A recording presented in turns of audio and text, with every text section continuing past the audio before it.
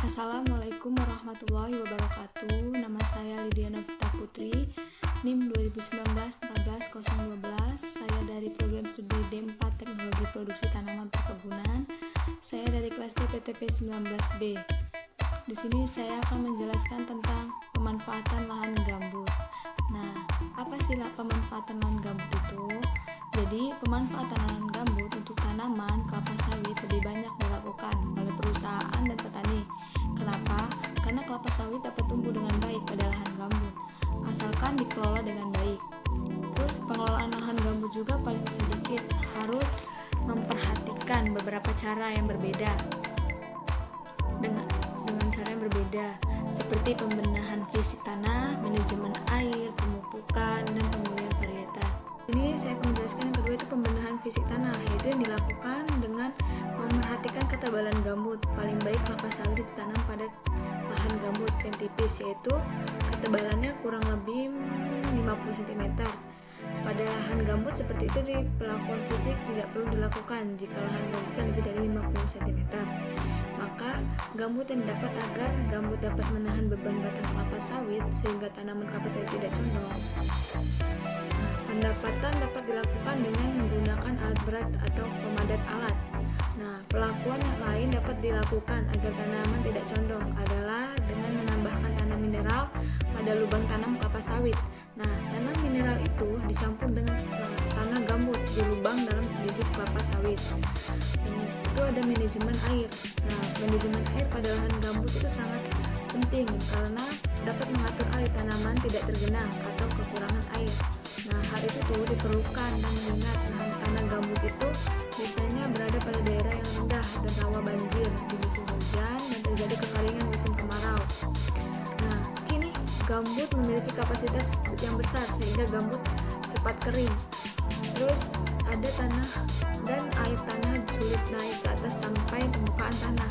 Untuk menjaga tanah tetap lembab, caranya dengan mempertahankan ketinggian muka air tanah pada saluran drainase, menjaga ketinggian muka air sekitar 60 cm.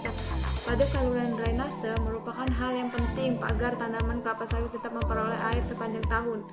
Pemasangan pintu-pintu air pada ujung saluran drainase menjadi sangat penting untuk mengatur ketinggian muka air dan pada saluran musim hujan, pintu air dibuka dan musim kemarau pintu air ditutup dengan rapat.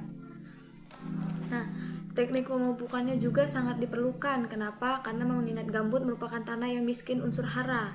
Karena pemupukan perlu dilakukan dengan pemupukan pupuk makro dan mikro yang cukup pupuk kalium, fosfor, nitrogen, dan magnesium.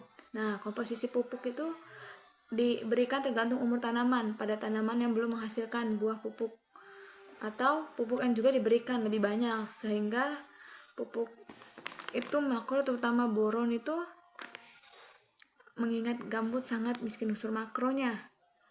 Nah, pada tanaman muda termasuk saat pembibitan, penambahan bahan humat yang disemprotkan pada tanah di sekitar tanaman menjadi penting untuk mempercepat pertumbuhan tanaman. Bahan humat mengandung hormon pertumbuhan.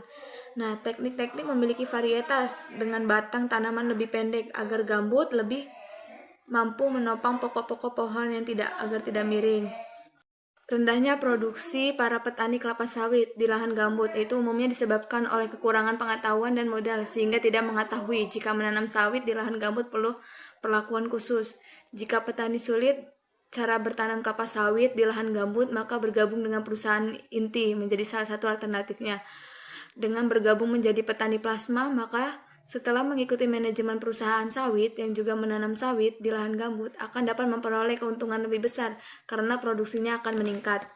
Beruntung dengan berkembangnya tanaman kelapa sawit, tanaman ini dapat tumbuh dengan baik pada hampir semua jenis tanah asalkan curah hujannya mencukupi, yaitu lebih dari 2.500 mm per tahun dengan produksi rata-rata 20-25 ton per hektar per tahun. Berarti Indonesia mampu menghasilkan CPO 4 ton per hari atau per tahun. Angka tersebut jauh lebih reproduksi minyak nabati komoditas lainnya seperti kedelai atau respet yang hanya kurang 0,5 ton per hektar per tahun. Tingginya produksi kelapa sawit dapat menyebabkan negara-negara penghasil minyak dapat merasa tersaingi dengan minyak sawit dari Indonesia. sering berkampanye negatif terhadap minyak sawit. Cara tidak langsung dari kampanye tersebut adalah dengan memberikan opini sesuatu negatif memanfaatkan gambut Indonesia untuk lapangan. Mungkin itu saja yang dapat saya jelaskan tentang pemanfaatan gambut. Apabila ada kesalahan atau kekurangan, saya mohon maaf. Saya akhiri, wabillahi taufiq walhidayah. Wassalamualaikum warahmatullahi wabarakatuh.